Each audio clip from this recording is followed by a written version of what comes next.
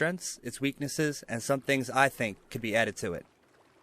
With plans to build a huge compound, you usually see a base like this built on very flat terrain, like this ice lake here. The first stage is to build the initial 3x3. We'll put a single door frame here and surround this entire 3x3 with stone walls. Raid-wise, an armored door is the same cost as stone walls, so we use one here. You could use a sheet metal door for now if you have to.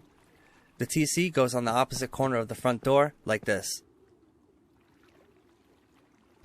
Now we'll simultaneously section off our TC room and create an elevator entrance with these two walls. Yeah, looking back, these two walls are backwards. Both hard sides need to face inwards here. Now you can either flip these around now or flip them when you upgrade later. Next we'll add 8 square roof sections. You want to close the entire base doing this, except for this one right here. On this one we'll add a half floor to jump on and a wall frame for a door. We'll come up to the roof where we can add a temporary twig triangle to place this wall easily and demolish the triangle after. Put one wall on either side and a roof on top. Use a wall frame here for our first garage door. Once again, you can use a sheet metal door in this slot for the time being if you need to. If we come back to the ground floor, we can add a garage door here. If you have one garage door only, this one is way more important than the one on top. With the ladder over the front door, firing 4 rockets into this spot here will take out 3 roof tiles and the garage door. Some explosive ammo at the end allows you to take TC and secure it. Suffice to say, this is a pretty cheap raid. Now it won't be easy with the usual 10 plus people inside there, but it does only cost like 4 rockets, so let's upgrade. So let's section off this space and start adding in things that we need. First place is underneath the elevator. We can place a large box in each of the corners. We can then take a repair bench and place it in front and still be able to access the boxes. Next we'll place the workbench level 2 in the middle of the wall, opposite of the TC. Next for the TC room, we'll add a triangle through the middle. Add a wall frame to the front and make sure you upgrade it to sheet metal. We'll throw on a garage door and we're ready for storage. We're going to place 3 boxes on the bottom.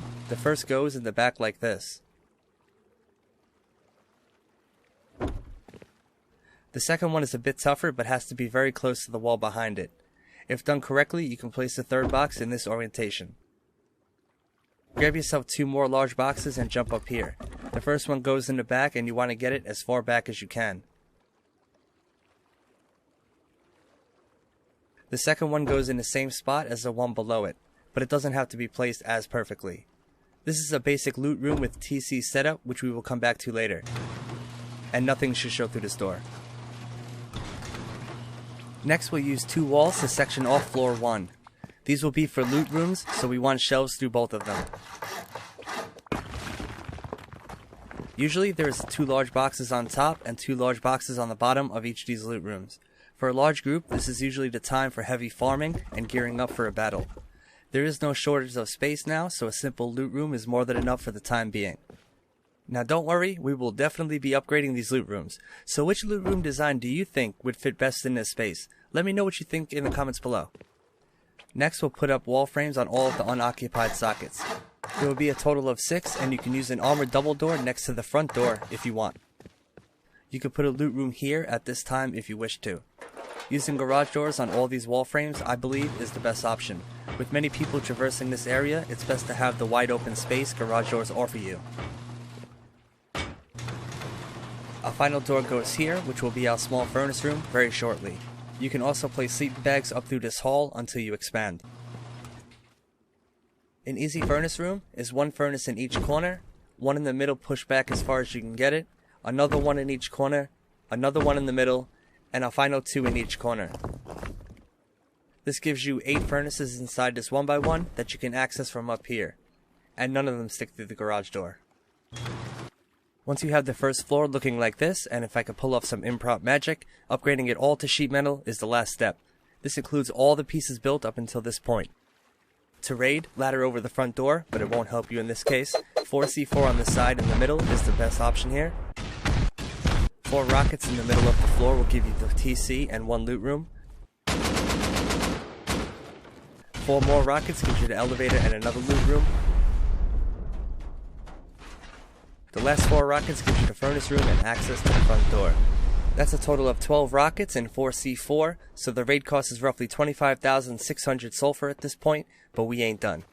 The next step is to expand in two different ways. The first, by adding foundations around our entire 3x3. If you choose to add high external walls around your perimeter now, that's fine. Just account for this expansion ahead of time. We'll put up our first door right here.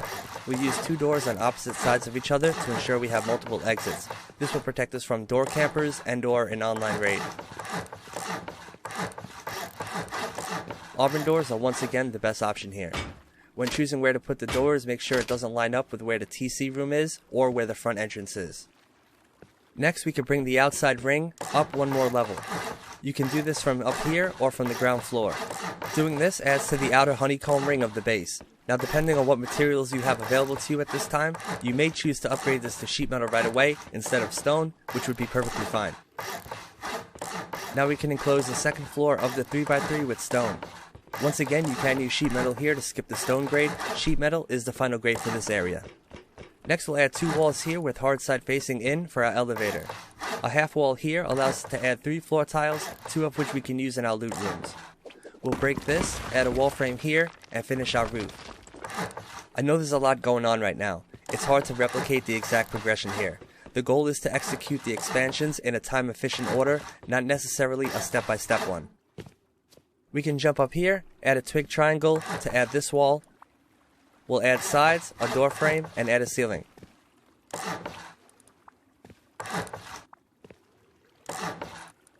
Now we can put up a garage door and get rid of this triangle. We'll secure it with this garage door on the floor below. The base should look like this at this point. Don't worry about the open roof, it will be closed very soon. Now if you have enough storage, you can use these two rooms for anything you need. Bedrooms, locker rooms, or electrical rooms. For this video, I will use them as loot rooms just for simplicity. I like to put the level 3 workbench on this side here. Next we'll place wall frames in front of each of the rooms and 2 in the middle of the hallway. Again, garage doors are probably your best choice here. It will take a total of 6. The ones in front of the loot rooms should always be facing the middle of the base to avoid boxes and stuff sticking through them. The middle 2 don't actually matter.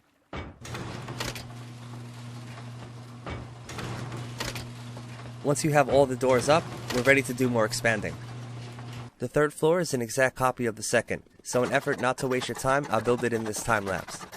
Once again, all of the rooms up here are for personalization. I like the idea of putting beds and the electrical room on this floor. It should be said that most groups will raid this type of base through the first and second floor walls, so hiding some precious loot up here may be a good idea in the end.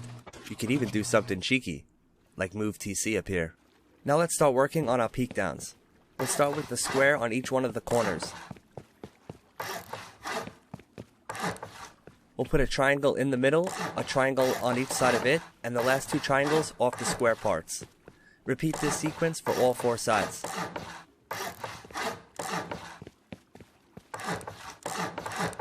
In order to get to this last one here, you may have to do a little tightrope walk on the edge.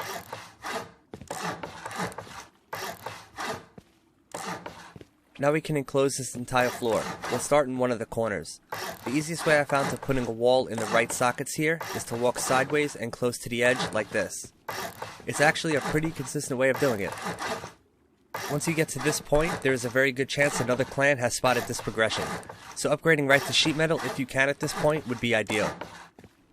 Now we can add another elevator which will take us up to the roof defense floor. More on that in a little bit.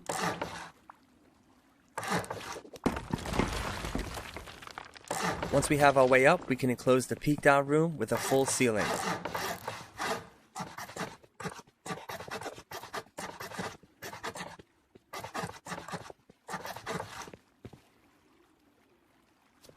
We'll finish this floor by adding our roof access point on top.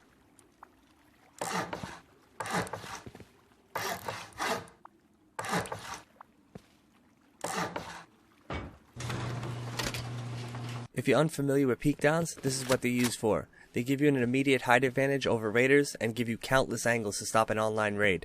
But as it turns out, you can fit through these gaps, so laddering up is a real possibility. So let's go ahead and secure this floor. We can do this by adding 5 wall frames to each side, basically bordering our original 3x3.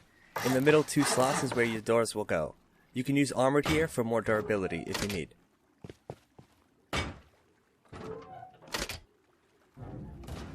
In all the remaining slots, we can use shop fronts. This will allow us to see if our peak downs have been compromised while maintaining a decent raid cost.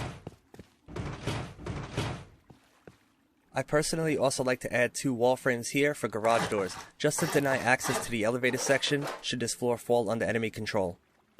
If you choose to do this, face the garage doors out so rockets cannot splash the 2 inside doors. Now for our roof defense. Starting in the middle of each side, we'll place a square. Then build 4 triangles down each side of it like this. You want to repeat this step for each side. If done correctly, it should look exactly like this.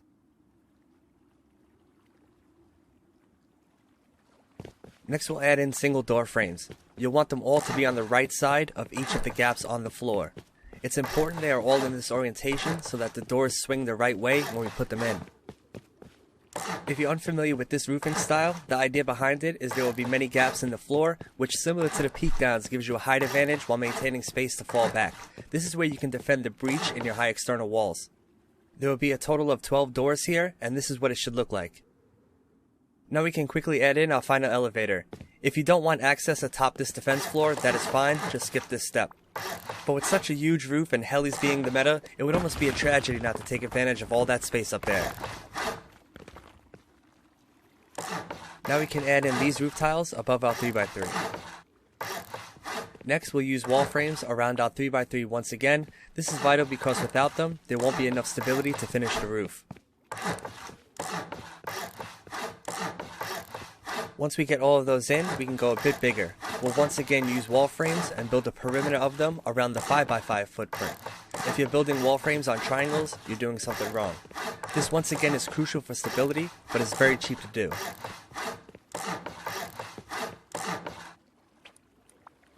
With that complete, we can start adding in window frames. We want one of these on each of the outmost parts of the roof.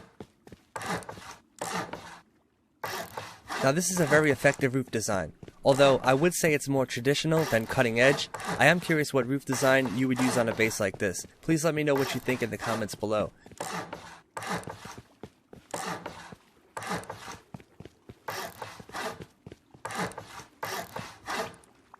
Once that is complete, we can fill in all of the squares left above our heads in the 5x5.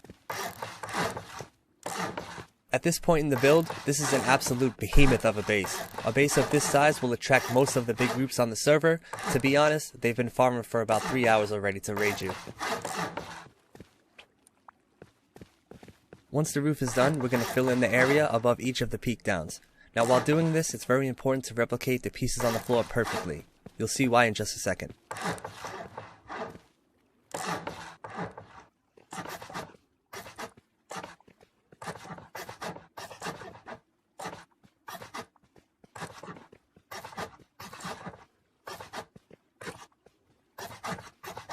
Now for the doors. You can use armored here if you have the materials, but sheet doors can work just fine here.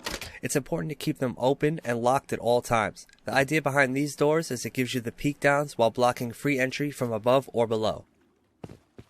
Apply this to every door frame up here, which should cover every gap in your floors.